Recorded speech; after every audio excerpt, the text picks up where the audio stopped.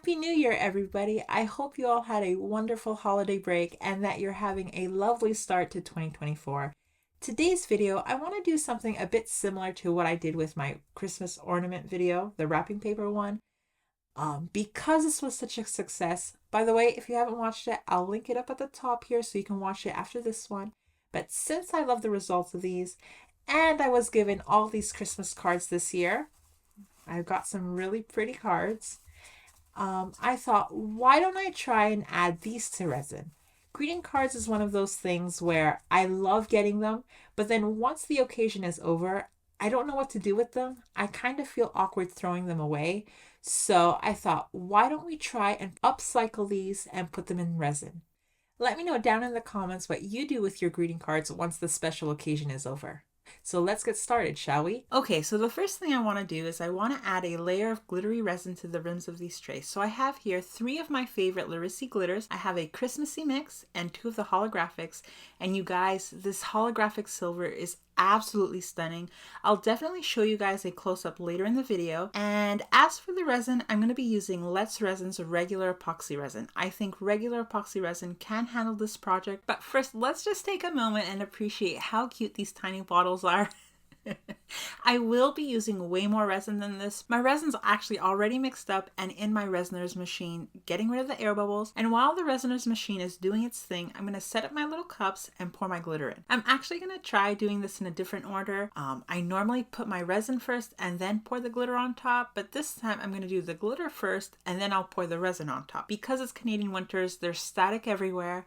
And as you guys seen, if you guys watch my older videos with the static, the glitter goes everywhere and it's just a big mess. And it's pretty annoying cleaning the glitter, so hopefully we can avoid a mess doing it this way. Okay, so our resin has been degassed and now we can put it in with the resin. By the way, if you guys want to see an updated review on the Resiner's airless bubble remover, let me know in the comments and I'll definitely try getting that video out for you guys, but it's still working out really good for me. For this first card here, because it's such a lovely snowy scenery, I've chosen the holographic silver glitter to go with it. I'm thinking that this silver glitter is going to complement the scene so well and it's going to look really good together. I'm really excited to see how these trays are going to turn out. Now this card, we have a bit more Christmassy scenery, so I'm going to be using the Christmassy Larissi mix. And for the third card, because there's more warmer colors in it, I've gone with the gold holographic glitter. Once the rims are filled with resin, I will be letting this resin cure up a bit before I go ahead and add the Christmas cards.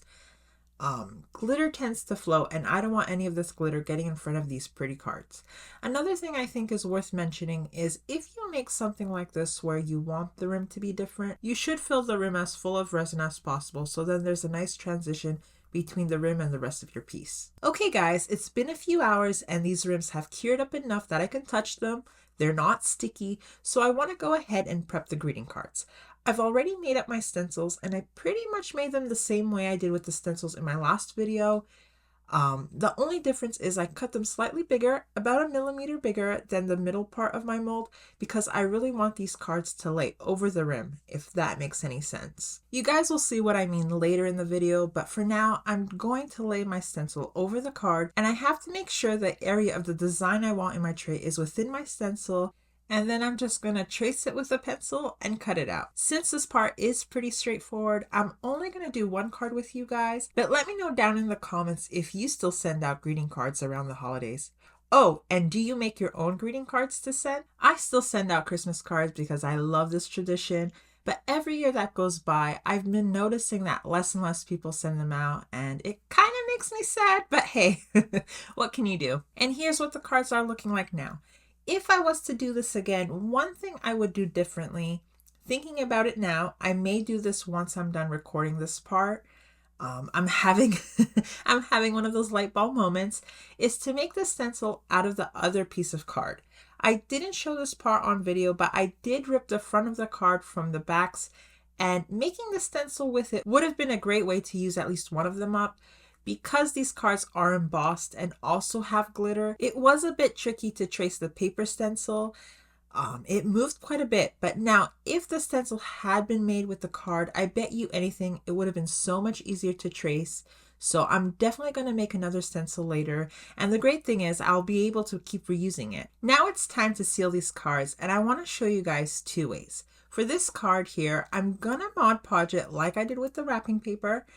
I thought I'd show you guys again, just in case you don't have a laminator and you guys really want to try this project yourself. And I'm just going to seal it down on my silicone mat like so. In my last video, I sealed the paper within my silicone mold, but because this time the card is going to be going face down, I'm just going to be doing it on my silicone mat, so then that way I know for sure that I'm sealing the card properly. For the other two cards, I want to laminate them. I bought this laminator a while back now. Oh, it's been a couple of years now that I've had it, but I did buy this with the intention of using it for this purpose. I really wanted to try laminating paper to put it into resin, and I'm also using the Amazon Basics laminating pouches. By the way, this isn't sponsored. It would be pretty cool to be sponsored by Amazon, but it's not sponsored. It was just the cheapest one that I could find. But for anyone who hasn't used a laminator before, it's really easy to use. All you have to do is put whatever it is that you want laminated within the plastic pouch and then pass it through the machine. One thing that's tricky about laminating is making sure you don't get any dust particles or fibers within the plastic pouch, because if you do, it's essentially there forever. When you pass the plastic pouch through the machine, it's melting the plastic sheets together and the paper, and it ends up fusing together, and then a lot of the time you can't take that paper out without ripping it. The next thing to do is to cut these cards out from the excess plastic, which brings me to the next thing that can make laminating things for resin tricky. As I'm doing this, it's important that I make sure that I'm cutting along the edge where the two plastic sheets have been fused together, and not right up to the card, because if I was to cut right along the edge of the card, I could potentially break the seal of the lamination, and then that resin could still get through that little gap, which in return, it would ruin the whole purpose of laminating these cards. And with a little editing magic, ta-da! These two cards are ready for our resin trays. Going back to the card I did with the Mod Podge, it's dried nicely, and now I need to peel it off my silicone mat and coat the back with some more Mod Podge. I can't remember if I said this earlier, but I did 2 coats for the front, so now I'm going to do 2 coats for the back. And while the back is drying, I just want to quickly show you guys me cleaning my silicone mat and removing the Mod Podge. I'm just using a baby wipe and some isopropyl alcohol. Mod Podge is water-based, so it comes off really easily with the isopropyl alcohol. In my opinion, isopropyl alcohol is an essential in a resin crafter's room. If you're a resin crafter, comment down below what item you think is an essential for any resin crafters besides the basics. And as you guys can see, my mat is just like new. Okay guys, so now it's time for more resin. I have here 2 ounces of epoxy, and I'm going to pour a little bit in each mold and spread it up to the edges. This is the resin that the cards are going to go into, and I'm probably going to end up with a bit of a clear gap in the tray because of this layer of resin, but it's okay.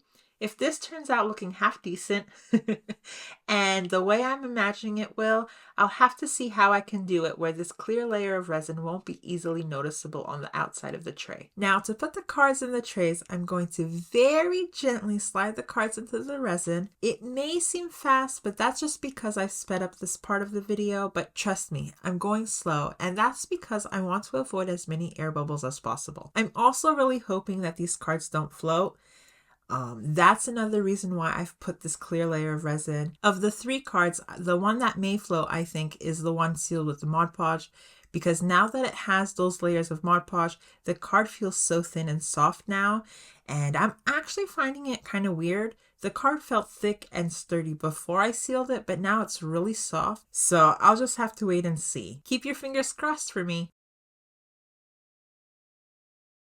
Okay guys, this clear layer of resin is cured up, but I may have a small problem. Remember how I said I was worried about the cards floating? Well, it's kind of like I predicted. The one that was sealed with the Mod Podge has floated up, and now we do have a bit of a gap here. And just before I hit the record button, I happened to turn the piece around, and I also saw that we do have a big air bubble. It must have formed as the card was lifting. The other 2 seem okay. It's just this one that seems that it may be a little bit wonky once it's cured up. But I'm going to keep going with this tray. I'm not going to let it derail me. I'm sure I'll be able to fix it if it really does come out wonky. Okay, so now let's fill the rest of these molds up. For the backings, I really want the resin to match the glitters I've put in the rims, but for the hexagonal one, I'm just going to use the same glitter I did in the rims. I'm really hoping that putting the same glitter on the back will make it all blend together and hide the gap I ended up with. For the snowy tray, I'm going to fill it with a pearly white mica powder. And for the other tray, I'm going to mix this red liquid pigment and a little more of this white mica powder. As I fill these molds, let's talk about New Year's resolutions. What are you all hoping to accomplish this year? One thing that's top of my list is I really want to be more consistent for you guys with my videos. And as for my personal life outside of YouTube, I really want to limit my social media time. I spend way too much time on Instagram, and it's actually kind of embarrassing how much time I spend on there. And I also really want to read more books this year. If I'm successful at staying away from Instagram, my other two goals should be pretty easy to accomplish, right? Now that the molds are filled up, I'll be back tomorrow and we can see how they've turned out. These trays are cured now, and I'm going to demold the gold one first because, like I showed you guys in the video, we had a couple of hiccups with this one, so I just want to rip off that band-aid and see what we have.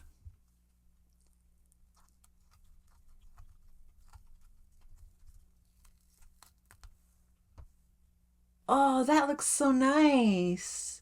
So we do have that big air bubble there, the one that I pointed out a little while ago, just before I poured the backing to it. But other than that, okay, and then we do have a little bit of a smaller one there. But other than that, it actually looks better than I expected. So we will fix that a little bit later in the video, but let's see what we have with the other two.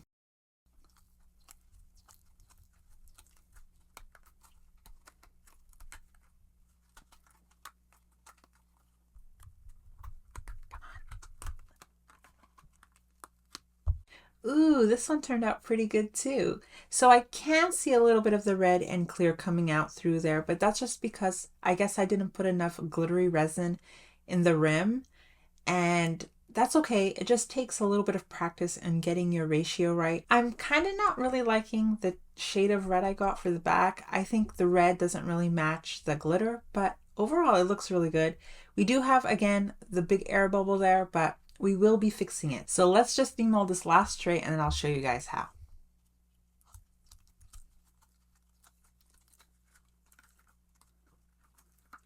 This is the one that I'm mostly excited about because I love that silver glitter.